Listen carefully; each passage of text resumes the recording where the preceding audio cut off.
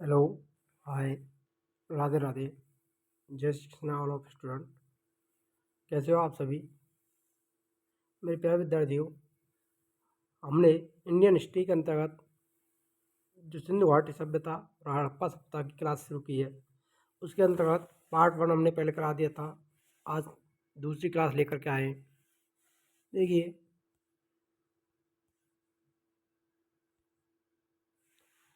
सुरकोटदा, कालीबंगा या कालीबंगन एवं लोथल से सैंदवकालीन घोड़े के अस्थि पंजर, यानी सिंधु सभ्यता के जो घोड़े होते थे उसके अस्थि पंजर के यानी अवशेष प्राप्त हुए हैं। कहाँ से? कौन कौन से स्थान है? सुरकोटला, कालीबंगा और लोथल, ये 3 स्थान है जहाँ से घोड़े के अस्थि पंजर मिले हैं। तोल की इकाई का जो अनुपात था वो 16 के अनुपात में थी। तोल की इकाई के अनुपात में थी 16 के अनुपात में। 8, 4, 8, 16, 32, 64 इस प्रकार इसका अनुपात रखा था तोल की इकाई का। तो अनुपात कितना था? 16। बहुत ही इंपॉर्टेंट है, कई बार पूछा गया है कि सिंधु घाटी सभ्यता तोल की जो इकाई थी, माप की इकाई, वो किसके अनुपात में थी? 16 के अनुपात। सिंधु सभ्यता के लोग यातायात के लिए 2 पहिया और 4 पहियों वाली बैलगाड़ी या भैंसा गाड़ी का उपयोग करते थे। मेसोपोटामिया के अभिलेखों में वर्णित मेलुआ शब्द का अभिप्राय सिंधु सभ्यता से ही है। ये मेसोपोटामिया जो सभ्यता स्थल है, प्राचीन सभ्यता, उसमें मेलुआ शब्द का उल्लेख मिलता है, वो किससे संबंधित है? सिंधु घाटी सभ्यता से ही संबंधित रहा है। संभवतः हड़प्पा संस्कृति का शासन बड़िक वर्ग के हाथों में था। कौन सा वर्ग था? बड़िक वर्ग के हाथों में हड़प्पा संस्कृति का शासन था। पिगट ने हड़प्पा और मोहनजोदड़ो को एक विस्तृत साम्राज्य की जुड़वा राजधानी कहा है। बहुत इंपॉर्टेंट है ये, आईपी मोस्ट इंपॉर्टेंट। तो कौन था? स्टुअर्ट पिगट ने हड़प्पा और मोहनजोदड़ो को एक विस्तृत साम्राज्य की जुड़वा राजधानी की संज्ञा दी है। ये कई बार पूछा भी गया, सेकंड ग्रेड में पूछा गया, फर्स्ट ग्रेड में पूछा गया और रीट में भी पूछा गया था। एक विस्तृत साम्राज्य की जुड़वा राजधानी हड़प्पा मोहनजोदड़ो किसने कहा है? तो ये कहा था पिगट। सिंधु सभ्यता के लोग धरती को उर्वरता की देवी मानकर उसकी पूजा किया करते थे। किसी देवी मानते थे धरती को? उर्वरता की देवी। वृक्ष पूजा और शिव पूजा के प्रचलन के साथ भी सिंधु घाटी सभ्यता से प्राप्त होते हैं। स्वास्तिक चिन्ह संभवतः हड़प्पा सभ्यता की देन रहा है। ये स्वास्तिक जो चिन्ह है वो कहाँ से मिलता है? हड़प्पा सभ्यता से ही मिलता है। इस चिन्ह से सूर्य उपासना का अनुमान लगाया जाता है। सिंधु घाटी के नगरों में किसी भी मंदिर के अवशेष नहीं मिले। यही सिंधु घाटी जो सभ्यता है उससे मंदिर के अवशेष यानी साक्ष्य कहीं प्राप्त नहीं हुए। सिंधु सभ्यता में मातृ देवी की उपासना सर्वाधिक प्रचलित थी। किसकी पूजा होती थी? मातृ देवी की। पशुओं में कुबड़ वाला सांड इस सभ्यता के लोगों के लिए विशेष पूजनीय होता था। तो कुबड़ वाले सांड के जो साक्ष्य हैं, बैल है, एक सरंगी बैल, कुबड़ वाला बैल भी, ये कहाँ से प्राप्त हुआ है? हड़प्पा सभ्यता से ही प्राप्त हुआ है। स्त्री मृण मूर्तियाँ, मिट्टी की बनी हुई मूर्तियाँ अधिक मिलने से ऐसा अनुमान लगाया जाता है कि सैंधव जो समाज है वो मात्र सत्तात्मक था। यही सिंधु सिंधु जो सभ्यता थी, सिंधु घाटी सभ्यता, वो कैसी थी? मात्र सत्तात्मक थी। जबकि वैदिक सभ्यता कैसी थी? पितृ सत्तात्मक। सैंधववासी सूती और ऊनी वस्त्रों का प्रयोग करते थे। मनोरंजन के लिए सैंधववासी मछली पकड़ना, शिकार करना, पशु पक्षियों को आपस में लड़ाना, चौपड़ खेलना और पासा खेलना आदि साधनों का प्रयोग करते थे। तो ये मनोरंजन के साधन थे सभी। सिंधु सभ्यता के लोग काले रंग से डिजाइन किए हुए लाल मिट्टी के बर्तन बनाते थे। ये मोस्ट इम्पोर्टेंट है।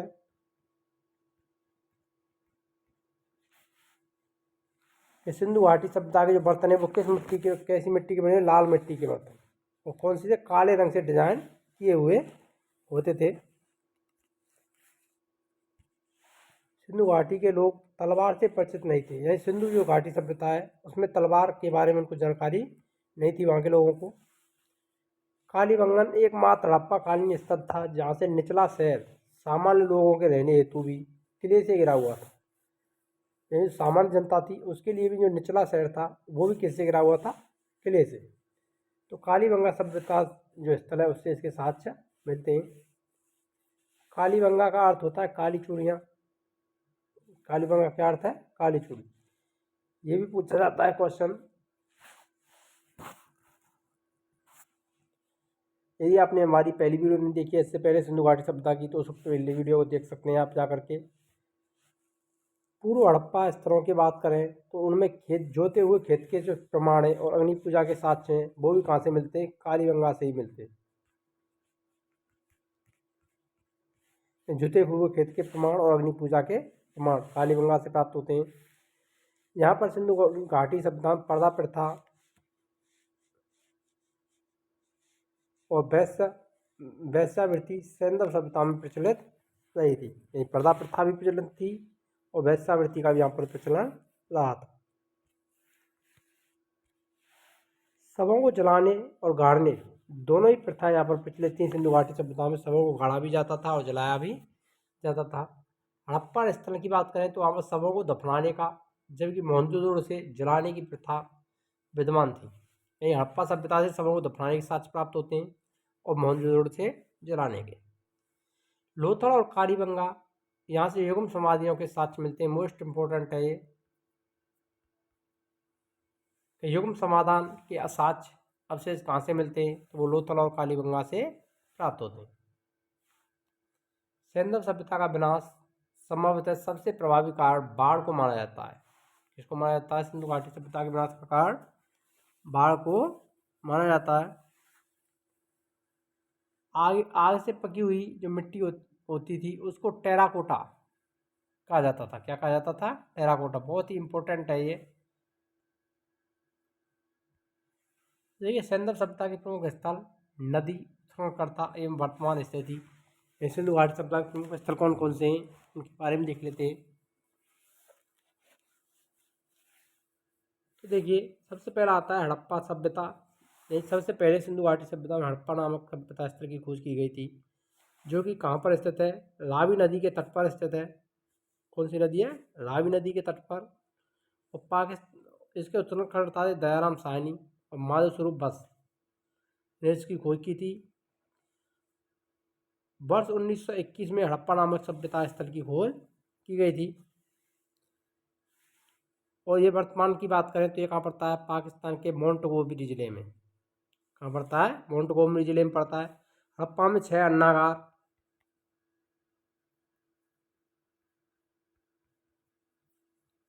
हड़प्पा नामक सभ्यता स्थल से 6 अन्नागार के साथ कांसा गलाने का पात्र और स्वास्थ्य चिन्ह ये भी यहाँ से प्राप्त हुए और नर्तकी की कांस्य मूर्ति भी यहाँ से प्राप्त हुई है। बहुत ही इंपॉर्टेंट क्वेश्चन है ये, यहाँ से बनते हैं। इनके बारे में हम अलग से विस्तृत स्थल बाय स्थल कराते जाएंगे। एक एक सभ्यता स्थल को अलग से कराएंगे, एक वीडियो बनाएंगे उसमें। नेक्स्ट देखिए मोहनजोदड़ो दूसरा सभ्यता स्थल है जो खोज हुई थी। हड़प्पा के बाद में मोहनजोदड़ो सभ्यता स्थल की खोज की गई थी और वो कहाँ की गई थी? सिंधु नदी के तट पर। इसके उत्खननकर्ता थे राखलदास बनर्जी। 1922 में मोहनजोदड़ो सभ्यता स्थल की खोज हुई थी और ये भी वर्तमान में पाकिस्तान के सिंध प्रांत के लड़काना जिले में स्थित है। यहाँ से बृहद स्नानागार,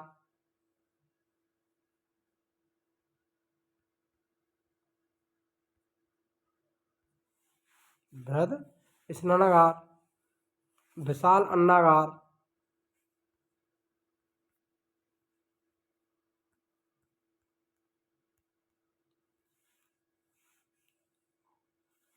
आदि साक्ष्य प्राप्त हुए। साथ ही साथ मोहनजोदड़ो का जो अर्थ होता है वो होता है मृतकों का टीला।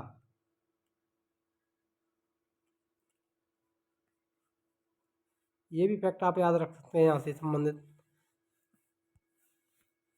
नेक्स्ट देखिए प्रमुख स्थल चौधड़ो जो कि सिंधु नदी के तट पर स्थित है। इसकी खोज गोपाल मजूमदार के द्वारा की गई थी। इसके द्वारा की गई थी? गोपाल मजूमदार के द्वारा की गई थी, जो कि पाकिस्तान के सिंध प्रांत में स्थित है। 1931 में इसकी खोज की गई थी। कब की गई थी? 1931 में। यहाँ से मोहरे बनाने वाले धातु के हथियार प्राप्त हुए हैं।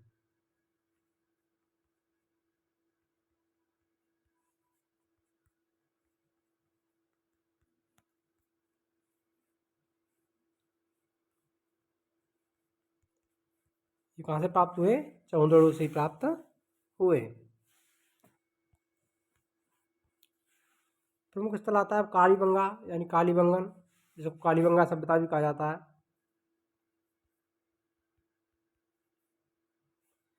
और ये कहाँ पर स्थित है? राजस्थान के हनुमानगढ़ जिले में स्थित है, जो कि घग्गर नदी, जो कि सरस्वती नदी का अवशेष है, उसके पास में स्थित है।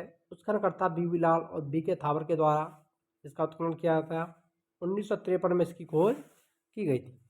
कब की गई थी इसकी खोज? 1953 में इसकी खोज की गई थी। और किसने की थी? अमलानंद घोष।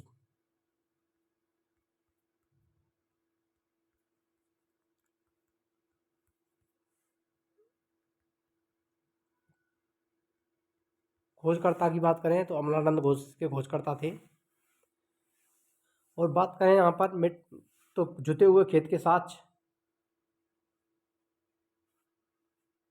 जुता हुआ खेत, अग्निवेदिका,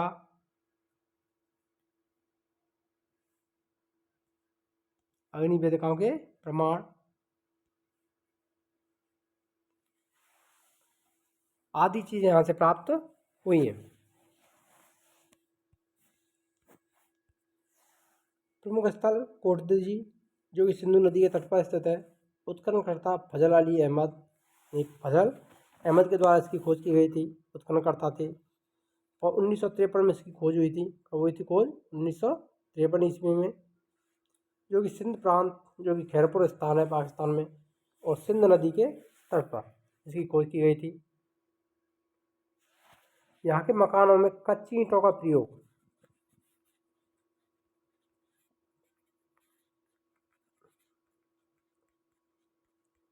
कच्ची ईंटों का प्रयोग, साथ ही साथ पत्थर, जो इनकी नींव है उसमें पत्थरों का प्रयोग।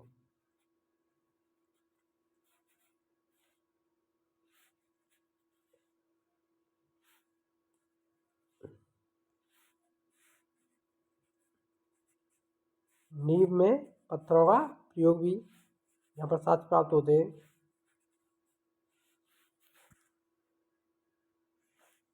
और यहाँ से मुख्य चीज बात करें तो पत्थर के बाड़ा,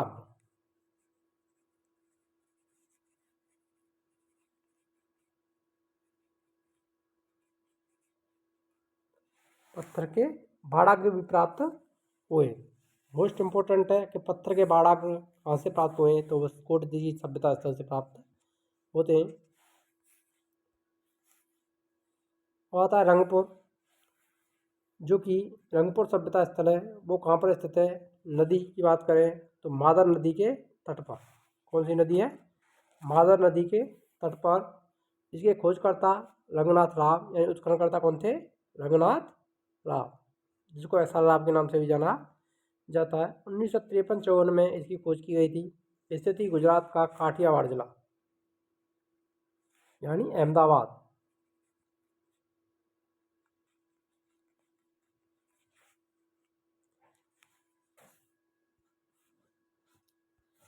और यहाँ से बात करें रंगपुर की, तो यहाँ से चावल की भूसी के साथ,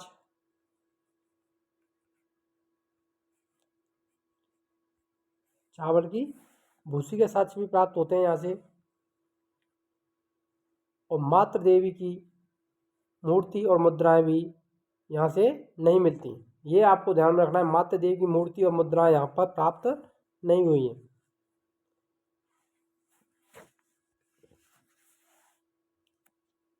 नेक्स्ट आता है रोपड़ सभ्यता स्थल, जो कि सतलज नदी के तट पर पंजाब के रोपड़ जिले में स्थित है। इसके उत्खननकर्ता की बात करें तो यज्ञदत्त शर्मा ने इसकी खोज की थी 1953 से 56 ईस्वी में। 1953 से 56 ईस्वी में इसकी खोज की गई थी यज्ञदत्त शर्मा ने। यहाँ से मानव के,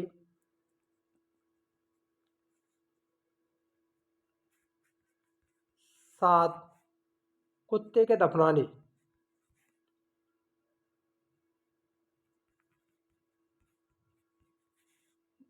का साक्ष्य प्राप्त होता है। ध्यान में रखना है कि मानव के साथ साथ कुत्ते के दफनाने के साक्ष्य कहाँ से प्राप्त होते हैं, तो रोपड़ सभ्यता स्थल से प्राप्त होते हैं। यहाँ पर मोस्ट इम्पोर्टेंट है। और साथ ही साथ यहाँ से तांबे की कुल्हाड़ी भी प्राप्त हुई है।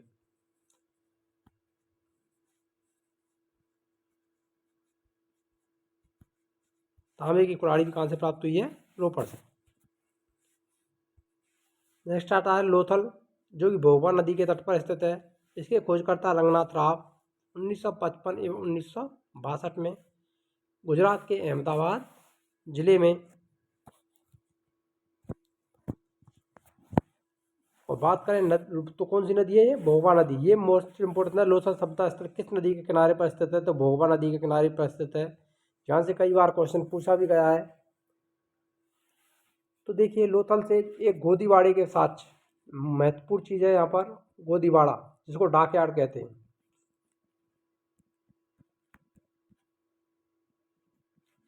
या डाकयार्ड के साक्ष्य कहाँ से प्राप्त होते हैं, वो लोथल सामरिक सभ्यता स्थल से ही प्राप्त हुए। ये एक बंदरगाह था। सिंधु घाटी सभ्यता के बंदरगाहों में शामिल है। लोथल और सुरकोटदा दो ही यहाँ पर बंदरगाह थे, महत्वपूर्ण बंदरगाह है यहाँ पर चावल के साथ साथ साथ मनके बनाने का कारखाना और फारस की मोहर के अवशेष भी यहाँ से प्राप्त होते हैं। नेक्स्ट है प्रमुख स्थल आलमगीरपुर, जो कि हिंडन नदी के किनारे पर स्थित है। इसकी खोज यज्ञदत्त वर्मा के द्वारा 1958 ईस्वी में की गई थी। कब की गई थी, 1958 ईस्वी में। और ये उत्तर प्रदेश के मेरठ जिले में स्थित है। यहाँ से जो मृत भाड़ प्राप्त हुए उन मृत भाड़ों पर मोर,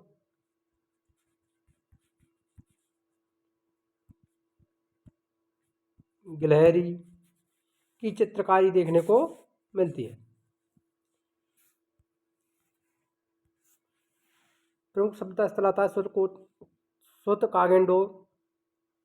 कौन सा है, सुत कागेंडोर। तो इसकी बात करते हैं। तो देखिए ये दासक नदी के तट पर स्थित है। किस नदी के किनारे स्थित है, दासक नदी के तट पर स्थित है। इसके खोजकर्ता की बात करें तो ऑरेंज स्टाइल, जिसको ऑरेल स्टाइल भी कहते हैं,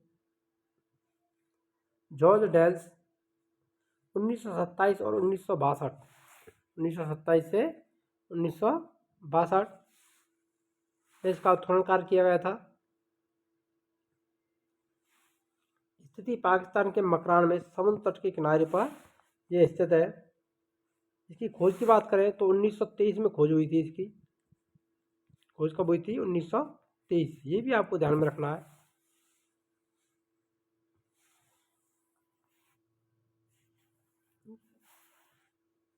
ये भी एक बंदरगाह था, ये भी ध्यान में रखना है। लोथल और सुतकागेंडोर दो ही बंदरगाह थे,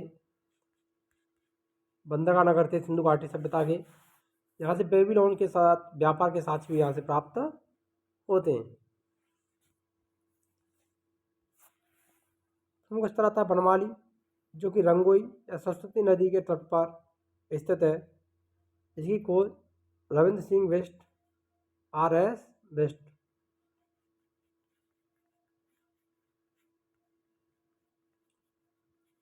के द्वारा 1974 ईस्वी में की गई थी, जो कि हरियाणा के हिसार जिले में स्थित है। यहाँ से मिट्टी का हल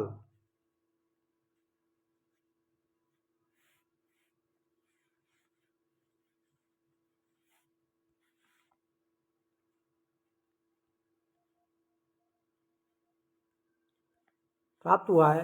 कहाँ से प्राप्त हुआ है, मिट्टी के हल के साथ कहाँ से मिलते हैं, बनमाली से प्राप्त होते हैं। जो कि यहाँ से प्राप्त हुआ है, मिट्टी का हल बनमाली से प्राप्त हुआ है। यहाँ सरसों का ढेर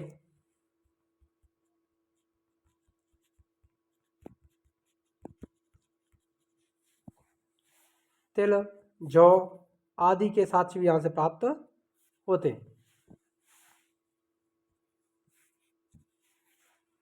प्रमुख स्थल आता है धौलावीरा। ये किस नदी के किनारे पर, ये कोई निश्चित नहीं है, लेकिन ये गुजरात के कच्छ जिले में स्थित है। उत्खननकर्ता RS वेस्ट रविंद्र सिंह वेस्ट ने इसकी खोज की थी 1990 और 91 ईस्वी में। यह हड़प्पा का सबसे बड़ा नगर।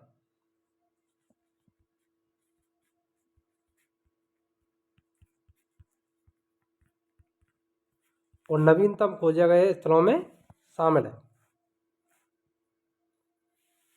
इसकी अगर बात करें विशेषता की, तो हड़प्पा में जो सभ्यता है उसमें जो नगर हैं 2 खंडों में विभाजित मिलते हैं, लेकिन ये 3 खंडों में विभाजित है।